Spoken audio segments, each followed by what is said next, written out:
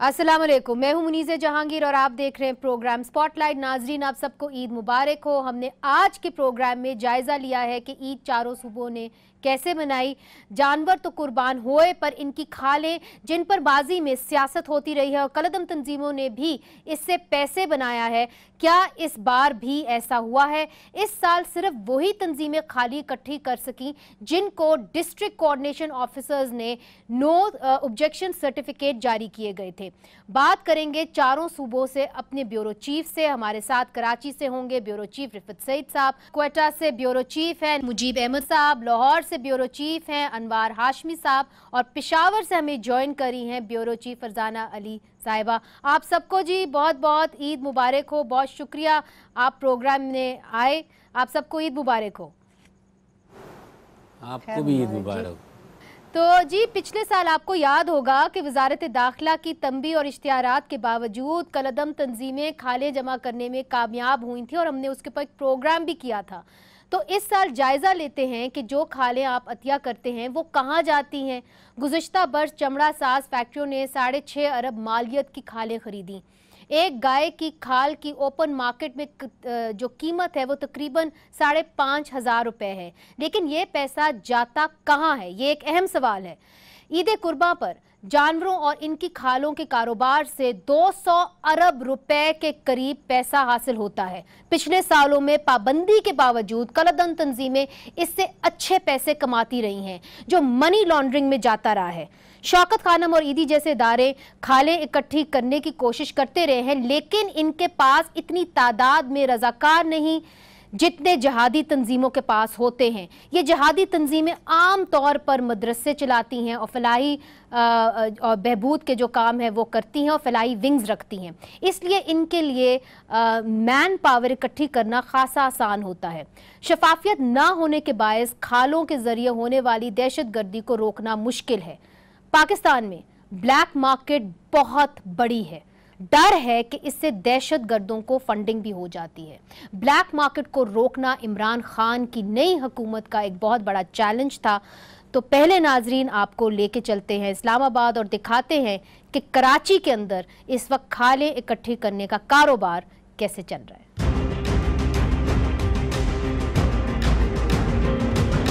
ईद कुर्बान के मौके पर जानवरों की खरीदो फरोख्त से लेकर ज़िबा करना और खालें जमा करना पाकिस्तान में एक बड़ा बिजनेस है। मुल्क भर में ईद उल अज़हा पर जानवरों की खालों की खरीदो फरोख्त में 7 अरब रुपए से ज़ायद कमाए जाते हैं। पिछले बरस की तरह इस बार भी कराची में एशिया की सबसे बड़ी कुर्बानी के जानवरों की मंडी सोहराब घोट में सजी। मुल्क भर से व्यापारियों का कराची में कुर्बानी के जानवरों की फरोख्त के लिए आना शहर की मुआशी अहमियत को उजागर करता है। इसीलिए खालों का बिजनेस भी कराची में सबसे ज्यादा होता है। 2015 में MQM खालें इकट्ठी करने में सबसे आगे थी, लेकिन पिछले 3 बरस में MQM ने खालें इकट्ठी ना करने का फैसला किया।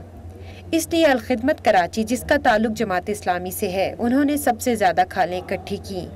इस साल सिंध में ईद उल अज़हा के मौके पर बगैर इजाजत खालें जमा करने पर पाबंदी है। कलदम तंजीमों की खालें जमा करने पर मुकम्मल पाबंदी होगी, जबकि हुकूमत पंजाब ने भी तमाम कलदम तंजीमों की खालें इकट्ठी करने पर पाबंदी आयद की है।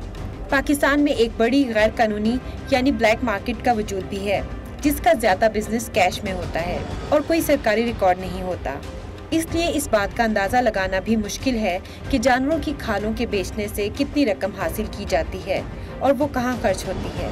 फाइनेंशियल एक्शन टास्क फोर्स और बैनुल-अक़वामी दबाव की वजह से पाकिस्तान में कलदम तंजीमें माजी की तरह खालें इकट्ठी करने के लिए कोई तशहीर तो नहीं कर रही, लेकिन खुफिया तरीके से ये काम करें तो और बात है। हुकूमत को कोई मुस्तकिल पॉलिसी वज़ा करनी होगी जिससे इस मामले को रेगुलेट किया जा सके। प्रोग्राम स्पॉटलाइट के लिए साइमा जब्बार, कराची। नाजरीन, सिर्फ कराची में 2015 में $20 मिलियन मालियत की खालें बेची गईं। इस साल कराची में क्या हो रहा है, पूछते हैं ब्यूरो चीफ रिफत सईद साहब से। तो मेरे ख्याल में वो सूरत हाल नहीं है। रेंजर ने बहुत कंट्रोल किया है और कराची जैसे कॉस्मोपॉलिटन शहर में इन जहादी तंजीमों का इस तरह से जमा करना मुमकिन नहीं है। एक और नया तरीका है, वो नया तरीका ये इज्तिमाई कुर्बानी। इज्तिमाई कुर्बानी जब जो लोग करवाते हैं, जो भी वो खालें उन्हीं के पास रहती हैं, लिहाजा छीनने के मौके नहीं आते हैं। माजी में इस शहर में बड़े खूरेज तसादुम हुए इन खालों के चक्कर में, और तमामी जमातें, मुत्तहिदा कौमी मूवमेंट हुई, जमात इस्लामी हुई, दीनी मदारिस हुए, फलाही इदारे हुए, जो कमज़ोर होता था उससे खालें छीन ली जाती थी। लिहाजा अब गुज़िश्ता 2, 2.5-3 साल से यह मुमकिन नहीं रहा है। खासा कंट्रोल किया है, रेंजर ने पोस्टर बैनर आवेजा किए हैं। अगर कोई इज्तिमाई कुर्बानी कोई मदरसा करता है तो वो खालें उसी के पास रहती हैं। अब इस बात की कोई तस्दीक नहीं होती है कि आया वो पैसा कहाँ जाता है, किस तरह इस्तेमाल होता है। बताया यही जाता है, मदारिस जिनको इजाज़त है वो ये बताते हैं कि इस पैसे से जो वहाँ दीनी तालीम दी जाती है वहाँ ये पैसा खर्च होता है। और इस बारे में जो हुकूमती लोग हैं वो भी इस बात की तस्दीक करते हैं कि अब इतना आसान नहीं रहा है। फिर खालों की वो वक़्त भी नहीं रही है। चाइनीज़ लेदर मार्केट में आने के बाद उन खालों की बड़ा मुनाफा बख्श जो कारोबार हुआ करता था, अब वो उस तरह का मुनाफा बख्श कारोबार रहा भी नहीं है। तो नाजरीन, अब रुख करते हैं पेशावर की तरफ, और पेशावर में हमारे रिपोर्टर ने खालों के डीलर से बात की तो इसने बताया कि खालों से जो भी पैसा इकट्ठा होता है इसका 30% मजहबी तंजीमों के पास ही जाता है। इनकी रिपोर्ट देखते हैं। कलदम तंजीमों की तरफ से हर साल कुर्बानी की खालों को इमदाद की सूरत में देने की अपीलें मंजर आम पर आती हैं। अपील करने वालों में कई पोस्टर और बैनर्स कलदम तंजीमों के भी होते हैं, जिनके खिलाफ हर साल हुकूमती सतह पर ईद उल अज़हा से कबल एक एलामिया भी जारी किया जाता है, जिसमें अवाम को कुर्बानी की खालें कलदम तंजीमों को न देने की तनबीह के साथ साथ तंजीमों के खिलाफ कार्रवाई के अहकामात भी जारी किए जाते हैं। ताहम अब की बार ना एलामिया आया और ना ही कलदम तंजीमों के पोस्टर और बैनर्स दिखाई दिए। पेशावर के व्यापारियों के गुज़िश्ता साल के तजुर्बात के मुताबिक कुर्बानी की खालों में 25 से 30% हिस्सा हमेशा इन तंजीमों का होता है, जो अपना माल मकामी मार्केट में फ़रोख्त करते हैं। मजहबी तंजीमों से यानी कि अगर 100% में जो है 30% मजहबी तंजीमों के पास जाता है और 70% इसी आम मार्केट में आता है। उसका कीमत बनता है कम अज़ कम 32-33 करोड़। इसमें 20-25% मजहबी तंजीमें हैं। मीडिया पर गुज़िश्ता सालों में आने वाली रिपोर्ट्स के मुताबिक एक फलाही तंजीम की तरफ से फरोख्त की जाने वाली खालों की तादाद 1 से 1.5 लाख तक थी, जिसकी मालियत $1.2 मिलियन के करीब थी। कलदम तंजीमों की तरफ से कुर्बानी की खालों के हसूल की कोशिशें आज भी मनसूबाबंदी का हिस्सा हैं, लेकिन अब की बार मामलात मंजर आम पर नहीं हैं। स्पॉटलाइट के लिए पेशावर से आसिफ शहजाद। अच्छा फरजाना, ये बताइए कि पिछले साल तो आपने महंगा बकरा खरीदा था, आज इस बार कितने का बकरा खरीदा है? देखिए, पिछले साल जो मार्केट का रेट था, हम अमूमन जो अपनी कुर्बानी है वो यहाँ पर नहीं, पेशावर में नहीं, बल्कि बाज़-औक़ात डेर खान में और अक्सर औक़ात जो है वो मलाकंड में करते हैं। तो वहाँ हमें आसानी से 20 से 25 हज़ार रुपये का बकरा या दुम्बा कहें कि वो मिल जाया करता है। अगर बड़ा जानवर लें तो उसकी कीमत जो है वो तकरीबन 20,000 से 50,000 तक भी होती है। लेकिन अगर पेशावर की मंडी की मैं आप बात करूँ, इस साल जो चीज़ें हमारे सामने आई है तो वो बकरे की कीमत जो है वो तकरीबन 20,000 से 45,000 तक है। इसी तरह दुम्बे की कीमत 20,000 से 50,000 तक है। गाय 50,000 से लेकर 5 लाख तक का है। और ऊंट की कुर्बानी अगर किसी ने करनी है और वो उन्होंने खरीदा है तो उसकी कीमत हमें 90,000 से तकरीबन 2.5 लाख, लिहाजा काफी महंगा है खैबर पख्तूनख्वा में। ठीक है, कुर्बानी काफी महंगी है, जो रेट्स हैं वो काफी ज्यादा। अच्छा जी जी, कुर्बानी जो है वो खैबर पख्तूनख्वा में और स्पेशली पेशावर में हमें इस बार काफ़ी महंगी दिखाई दी है। इसलिए लोगों का जो रुझान था वो अलहदा से जानवर जैसे कि दुम्बा या बकरा ख़रीदने की बजाय गाय ख़रीद ली, या इसी तरह ऊंट की भी यहाँ पे बहुत ज़्यादा कुर्बानी पसंद की जाती है। तो बहुत सारे लोग जो हैं वो हिस्सा डालकर सुन्नत इब्राहिमी जो है उन्होंने अदा करने की कोशिश की है। अच्छा, इससे पहले कि मैं आपसे और सवाल करूँ खैबर पख्तूनख्वा के बारे में, मेरे साथ मुजीब भी हैं, उनकी जाने भी जाती हूँ। मुझे याद है कि पिछले साल जब हमने ये प्रोग्राम किया था तो अफगानिस्तान के साथ जो बॉर्डर था वो बंद था, जिसके नतीजे में जो कुर्बानी के बकरे थे या जानवर थे उनकी कीमतें काफ़ी बढ़ गई थीं। इस बार क्या सूरत हाल है? मुरीज़े सूरत काफ़ी बेहतर है। कोयटा की मंडियाँ हो या अंदरून बलूचिस्तान की, रेट कुछ बहुत ज़्यादा नहीं है। एवरेज दुम्बा बकरा आपको 15,000 से 25,000 के दरमियान मिल जाता है, जबकि बहुत ही आला किस्म का हो तो वो 25 से 35-40 के दरमियान। तो अगर दूसरे मुल्क के दूसरे शहरों को देखें तो उस हिसाब से तो ये जानवर सस्ता है। इसी तरह अगर बड़े जानवर की बात करें जिसमें बैल वगैरह हैं, वो भी एवरेज बैल यहाँ पे 45 से 50,000 और फिर अच्छा बैल 80,000 से 90,000 या लाख तक का है। तो ये भी कंपैरेटिवली देखें तो काफ़ी बेहतर है। अब जो माल अफगानिस्तान से आता है वो ज़्यादातर पहाड़ी बकरे और दुम्बे होते हैं और वो बड़ी तादाद में आ रहे हैं। इस वक्त बॉर्डर क्लोज नहीं है, वो चाहे चमन के रास्ते से आ रहे हो, किला सैफुल्ला के रास्ते से आ रहे हो या नौशकी के रास्ते से, माल वहां से आ रहा है, इसीलिए यहाँ पे कीमतें स्टेबल हैं। जाएगा। ठीक, फरजाना आपकी जानिब फिर से आऊंगी। ये बताइए कि पिछले साल हमने देखा था कि जो कलदम तंजीमें थी उनके ऊपर एक क्रैकडाउन हुआ था, मगर उसके बावजूद उन्होंने फिर भी वहां पे खरीदो फरोख्त की थी खालों की और काफ़ी अच्छा बिजनेस किया था। तो इस साल भी नो ऑब्जेक्शन सर्टिफिकेट उनको लेना पड़ेगा, उसके बगैर वो खालों की फरोख्त या ख़रीदना नहीं उसको कर सकते। तो ये बताइए कि इस बार क्या सिचुएशन है, क्या वो ख़रीद रहे हैं खालें? देखिए, इसके 2-3 तरीके अब वक्त के साथ साथ उन्होंने निकाल लिए हैं। पहले एक ज़माना होता था कि मजहबी तंजीमें कहें या कलदम तंजीमें कहें, जो विंग्स होती थी एक किस्म का, जैसे मुख्तलिफ नामों से वो आ गए, तो उनका ये होता था कि उनको तो इतनी पाबंदी नहीं थी। लेकिन इस साल हमने देखा कि वो भी चीज़ बिल्कुल ब्लैक आउट है। अब उन्होंने एक और तरीका निकाला है कि आप मदरसों की बुनियाद पर जो है वो, जैसा कि आपने शुरू में भी कहा कि उनके पास मेन पावर बहुत ज्यादा होती है, तो वो मदरसे अपने अपने मदरसों के सामने उनके जो लोग होते हैं वो चारपाइयां डालकर बैठ गए। पूरे खैबर पख्तूनख्वा की अगर मैं बात करूं या इसी तरह पेशावर में अगर आप देखें तो वो इस तरह इंडिविजुअल लेवल पर मुख्तलिफ तरीके से वो खालें उन्होंने इकट्ठी की। इन्होंने पहले से ही एक व्यापारी के साथ अपनी कमिटमेंट की होती है, बल्कि कुछ व्यापारियों ने तो हमें ऑफ द रिकॉर्ड ये भी बताया कि हमें कुछ पैसे भी हमसे ले लेते हैं, मिसाल के तौर पर कि अगर इनके पास 1000 के करीब खालें आ जाती हैं तो उसका अमाउंट का आधा हिस्सा जो है वो हम इनको पहले दे देते हैं और फिर उसके बाद जब देखते हैं कि अगर इन्होंने 1000 का या 2000 का वो जो टारगेट है अचीव कर लिया तो बाकी जो पेमेंट है वो बाद में दे दी जाती है। अब जो आपने एनओसी की बात की है वो एनओसी इनके पास नहीं होती बल्कि उस छोटे व्यापारी के पास होती है और ये खालें बज़ाहिर ऐसे लगता है कि जैसे वो ले रहा है। तो इस तरह ये जो मामलात हैं अब अंडर द कारपेट हो रहे हैं, लेकिन चीज जो है वो अभी भी वैसे ही जारी और सारी है। लेकिन बज़ाहिर हमें जो पोस्टर और बैनर्स और ये चीजें नजर आई वो उन कलदम तंजीमों की नजर नहीं आई इस बार। अब जो शौकत खानम की तरफ से एक नजर आया और कुछ ज्यादा चीजें जो थी वो हमें अलखिदमत की तरफ से नजर आई। तो चूंकि ये तो कोई बैंड नहीं है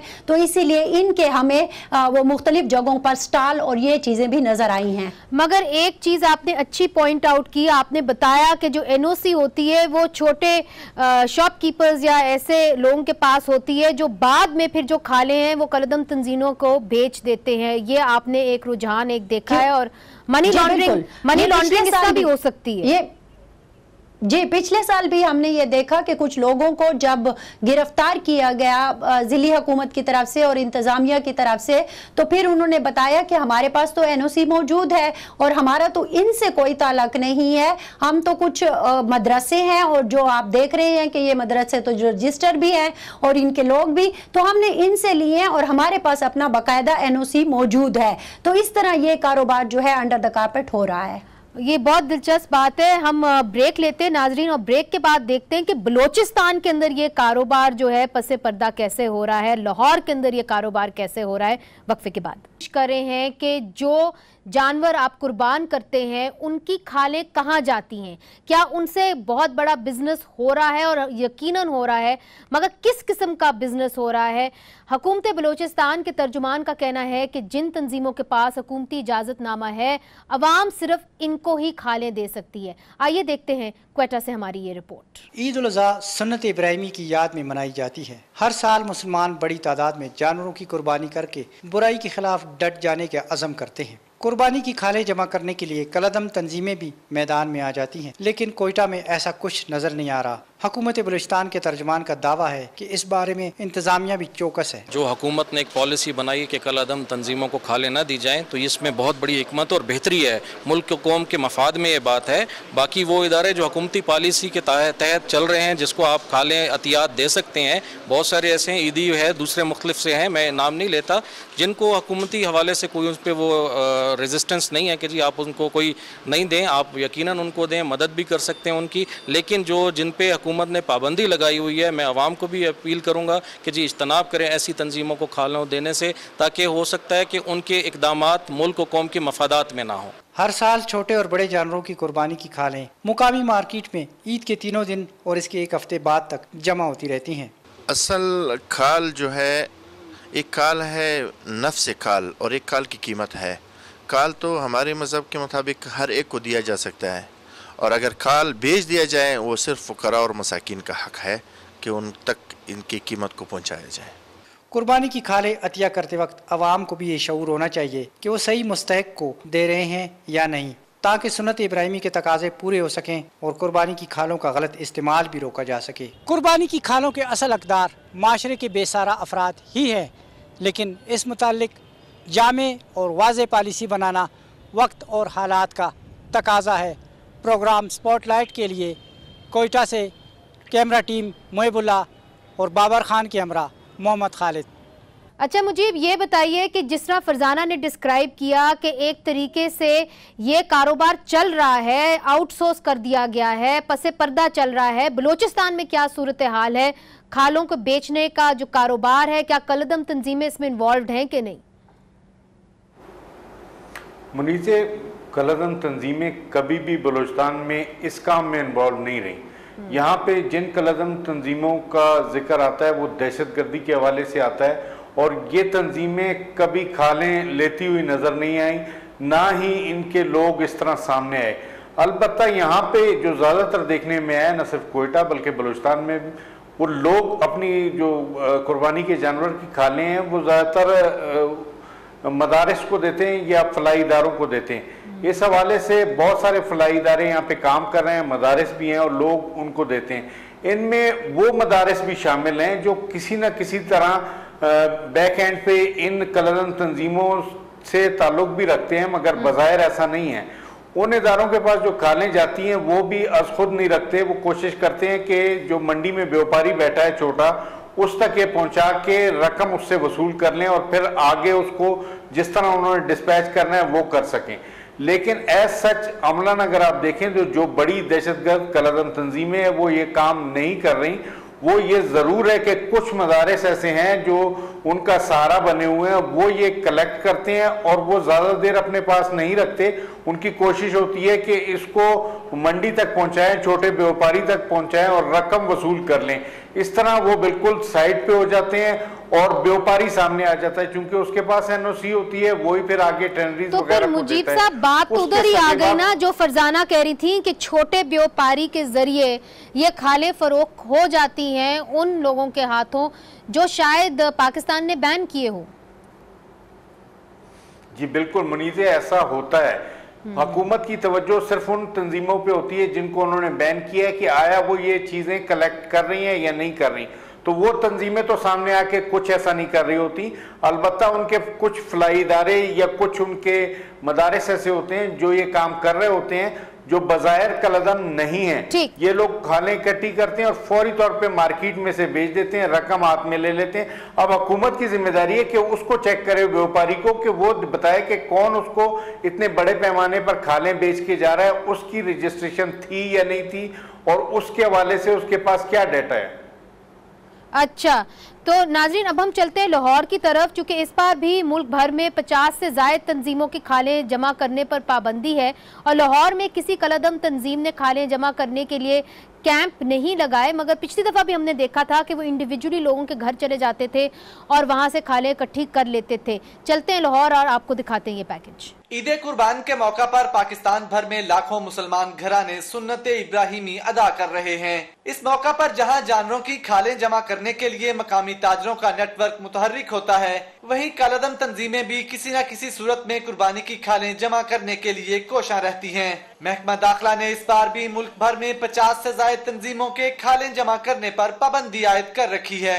नोटिफिकेशन के मुताबिक खिलाफ वर्जी करने पर इंसदाद दहशतगर्दी एक्ट 1997, ज़ाब्ता फौजदारी एक्ट 1898, ताज़ीरात पाकिस्तान 1860 और इलेक्ट्रॉनिक जराइम रोकथाम एक्ट 2016 के तहत कार्रवाई की जाएगी। हुक्मनामे के मुताबिक डिप्टी कमिश्नर और मुतलका इदारों से सिर्फ रजिस्टर्ड तंजीमें NOC हासिल करके खालें जमा या खरीद कर सकती हैं। लाहौर में बज़ाहिर तो किसी कालादम तंजीम ने कुर्बानी की खालें जमा करने के लिए कैंप कायम नहीं किए, ताहम महकमा दाखिला और जिले इंतजामिया ही रिपोर्ट कर सकेंगे कि क्या ऐसी तंजीमें गली मोहल्ले में खालें जमा करने के लिए कोशां तो नहीं है।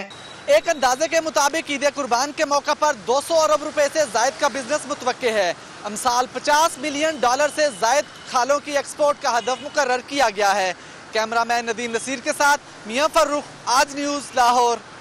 हाशमी साहब, यही प्रोग्राम हमने पिछले साल किया था, तो आपने हमें जो रिपोर्ट भेजी थी उसके मुताबिक आपने हमें ये बताया था कि कलदम तंजीमों ने खुला तो आके खालें इकट्ठी नहीं की, मगर वो इंडिविजुअली लोगों के घर चले जाते थे। और जो सबसे बड़ा इतराज़ है फाइनेंशियल एक्शन टास्क फोर्स को, वो हाफिज सईद जमातुल दावा के ग्रुप के ऊपर है। तो पिछले साल भी उन्होंने इंडिविजुअली जाके लोगों के घरों से खालें उठाई थी, इस साल क्या सूरत हाल है? देखिए, इस दफ़ा पहले से ज़्यादा सख्ती है और जिन तंजीमों का आप जिक्र कर रही हैं वो भी मुहतात हैं। कोई ऐसा कैंप जो है वो नज़र नहीं आया जिसमें तशहीर की गई हो या लोगों को सड़कों के किनारे बैठ के जो है वो खालें जमा की गई हों। लेकिन इसके बावजूद चूँकि अब सूरत हाल बड़ी तब्दील हो गई है, इसके लिए ज़रूरी नहीं है कि वो सड़क पे कैंप लगाएं। बुनियादी तौर पे अगर कुछ तंजीमें ऐसी हैं तो वो अपनी मसाजिद के नेटवर्क के ज़रिए जो गली महल्ले में जाके, और वो भी कोई ज़बरदस्ती खालें आज के दौर में नहीं लेता। जो लोग नज़रियाती तौर पे मसलक के लिहाज से उन मसाजिद के साथ वाबस्ता है जहाँ पे जाके वो नमाज़ पढ़ते हैं, तो वो या तो ख़ुद जाके वहाँ पहुँचा देते हैं या उनके लोग मोटरसाइकिल पे आके ले जाते हैं। अगरचे कि इस दफ़ा महकमा दाखिला ने जो नोटिफिकेशन जारी किया है जिसमें मुख्तलिफ एक्ट और दफ़ात जो है वो बयान की गई हैं, उसमें यही कहा गया है कि NOC लिया जाएगा। NOC का मतलब ये है कि जो रजिस्टर्ड तंजीमें हैं जैसे शौकत खानम है, सहारा ट्रस्ट है या कुछ और फलाही तंजीमें हैं जिनको रजिस्टर्ड किया गया है, तो वो NOC लेके वो जमा कराएंगी और उसके बाद वो जो खालें फ़रोख्त करेंगी उसका बैंक अकाउंट और जो रिसीविंग होगी वो भी महकमा दाखिला को जमा करानी पड़ेगी। आप जो सिचुएशन डिस्क्राइब कर रहे हैं अनवार हाशमी साहब, वो काफ़ी मुतमईन है, चूँकि जो पेशावर से हमें फरजाना बता रही हैं और बलोचिस्तान से हमें मुजीब बता रहे हैं, वो ये कह रहे हैं कि छोटे व्यापारी को बेच दिए जाती हैं खालें, और फिर जो छोटा व्यापारी है वो आगे जाके कलदम तंजीमों को बेच देता है, उसके पर कोई रोकथाम नहीं है। तो क्या लाहौर के अंदर ये सिचुएशन नहीं है? नहीं, बज़ाहिर बिल्कुल ऐसी नहीं है। मैंने बताया कि ये मसाजिद टू मसाजिद, ठीक है ना, ये एक नेटवर्क है और जिसमें मैक्सिमम लोग वहाँ खुद जाके पहुँचाते हैं और बाकी उनके कुछ कारकुन रिसीव करते हैं। लेकिन अब ये वो वाली सूरत हाल नहीं रही। इसकी दो वजूहात हैं, हमें तमाम हक़ाइक़ को सामने रखना चाहिए। एक तो खालों की एक्सपोर्ट में कमी हुई है जिसकी वजह से उनकी कीमतें बहुत डाउन हैं। तो इतना बड़ा मेहनत करने के बावजूद भी जो एक मदरसा या एक मस्जिद का नेटवर्क है उनको आमदनी बहुत कम होती है, इसलिए जमा ज़रूर की जा रही हैं लेकिन उस तरह नहीं की जा रही जिस तरह के माजी में होता था। चले, ये बहुत अच्छी खबर है और कम से कम लाहौर से अच्छी खबर है, कराची से अच्छी खबर है कि जिस तरीके से खालें जमा होती थी और गलत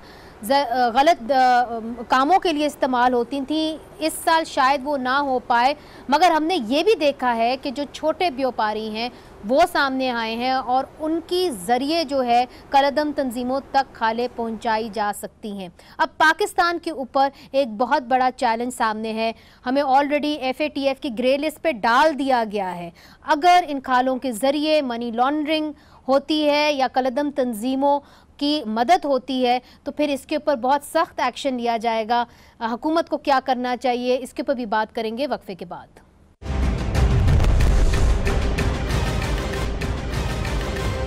वेलकम बैक नाजरीन, आप सबको ईद मुबारक हो। हम एक मुनफरिद शो कर रहे हैं क्योंकि हम ये जानने की कोशिश कर रहे हैं कि जो जानवर आप कुर्बान करते हैं उनकी खालों का क्या होता है, क्या उसे गलत बिजनेस तो नहीं होता। तो फरजाना, आपकी जानिब आती हूँ, आपने कहा कि जी छोटे व्यापारी जो हैं वो फिर भी आगे बेच सकते हैं, तो इसके लिए अब हुकूमत को क्या करना चाहिए, क्योंकि ये एक ब्लैक मार्केट इकॉनमी का हिस्सा है जिसको मॉनिटर करना तो बहुत मुश्किल है। कुछ मुश्किल नहीं है। अगर हम नेशनल एक्शन प्लान की बात करें तो उसमें बहुत सारी चीज़ें जो हैं वो वाज़े तौर पर बताई गई हैं, बस काम सिर्फ जो है वो अमल दरामद का है। अब प्रॉब्लम यहाँ पर ये आ जाती है कि हम ये नहीं कह पाते, या शायद वो जो एक ग्रे एरिया है वो अभी तक ग्रे एरिया है, और हम क्यों नहीं ये बात मुकम्मल तौर पर लोगों को बता पाते या फैसला कर पाते कि अगर ये मदरसा इस किस्म की एक्टिविटीज़ में इन्वॉल्व है, जैसे कि मुजीब ने भी कहा, जैसा कि मैंने भी कहा कि उनके लिंक्स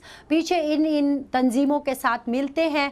आप देखें ना, सिर्फ पख्तूनख्वा में नहीं, पाकिस्तान में भी ये एक अलमिया है कि नाम बदलते जाओ और आगे बढ़ते जाओ, नाम बदलते जाओ, आगे बढ़ते जाओ। हर एक को पता होता है, मुझे अब वाज़े तौर पर पता है कि पेशावर में कौन सी जगह पर मेरे लिए जो है वो जाना मुमकिन नहीं है। तो क्या ये पुलिस को नहीं पता होगा?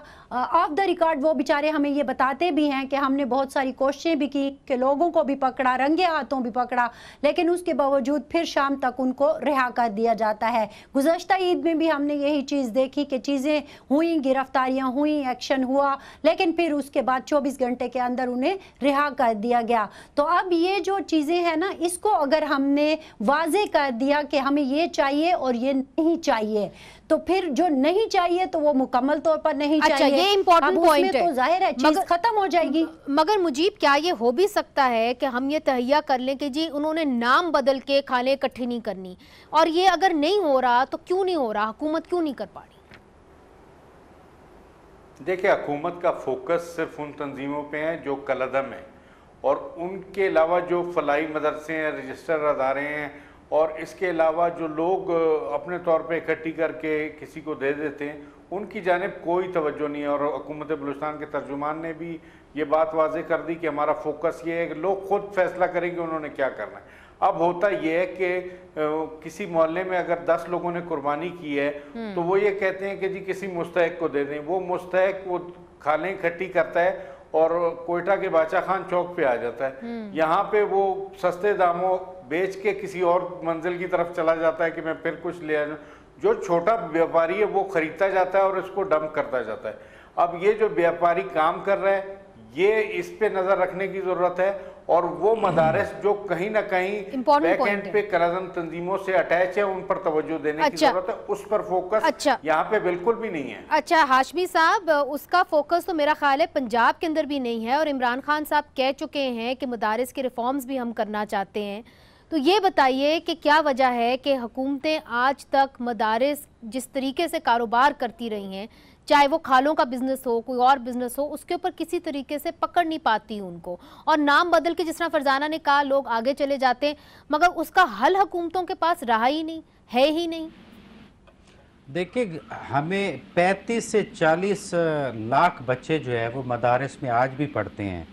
तो हम एक दम जो है वो 5% या 2% कलअदम तंजीमों की वजह से आप उनकी आमदनी नहीं रोक सकते। वो आपके ही बच्चे हैं, आपके रिश्तेदारों के बच्चे हैं, आपके महल्ले के जानने वालों के बच्चे हैं, और मदारिस में पढ़ना कोई बुरी बात नहीं है। जैसे इमरान खान ने कहा है कि उनको उसकी तरफ तवज्जो देनी होगी कि वो जदीद तालीम भी साथ साथ दें, ताकि उनका जो एक माइंड सेट बना हुआ है उनको उस्तादों का, उसमें तब्दीली लाई जा सके। आप दूसरी बात भी अब थोड़ा थोड़ा, चूँकि आप हर साल इसे एक अच्छे टॉपिक पे डिस्कशन करती हैं, तो उसको देखें कि दुबई एक बकरे की खाल 200 रुपये बेच के और इतना बड़ा रिस्क लेके कि वो उसके गेट पे आए, अब उन्होंने वो तरीका ख़त्म कर दिया है। अब जिसने बकरा ज़िबा किया है वो 200 रुपये की खाल बेच के जब नमाज पढ़ने जाएगा तो वो 200 रुपये उनके चंदा बॉक्स में डाल देगा। उनके कौन से हेडक्वार्टर बने हुए हैं जिन पे टाइटल लिखा हुआ है कलअदम तंजीम, तो वो तो आगे फंडिंग जहाँ जाती है वो उस पर नज़र रखना गवर्नमेंट का काम है। उसके लिए आप जो है वो 200 या 500 की खाल की ज़रूरत नहीं रही। आखिरी बात मैं बताना चाहता हूँ कि देखें, अब जो सबसे ज़्यादा चेक ये किया जाता है कि ये खाल लेके क्यों जा रहा है। वो उनको खाल फ्री डोनेट होती है, तो वो आगे जाके उन्होंने एक पर्ची, एक बुक रखी होती है जिसपे वो पर्ची काट लेते हैं कि हम ये खरीद के लेके जा रहे हैं एक आम ताजिर की हैसियत से। तो ये सारी चीज़ों को चेक करने की ज़रूरत है। तो इस चेक करना तो हुकूमत का ही काम है। बल्दियाती निज़ाम हमने देखा है एक तरीके से फ़ाल नहीं हो पाया। अगर बल्दियाती निज़ाम हो जाता तो शायद ये ज़्यादा आसान हो जाता। फरजाना अली साहिबा, मुजीब साहब, रिफत साहब ने भी हमें ज्वाइन किया हुआ था, और अनवार हाशमी साहब, बहुत बहुत शुक्रिया आप सबको। ईद मुबारक हो। और नाजरीन, हम भी एक ज़िम्मेदार शहरी हैं, हमें ज़िम्मेदारी का मुजाहरा करना चाहिए। ईद की खुशियाँ ज़रूर मनाएं, मगर अपनी खालें ये एहतियात रखें कि वो किसी सही जगह पे जा रही हैं, ना कि गलत इस्तेमाल हो रही हैं। आज के लिए इजाज़त दीजिए। आप सबको ईद मुबारक हो। खुदा हाफिज़।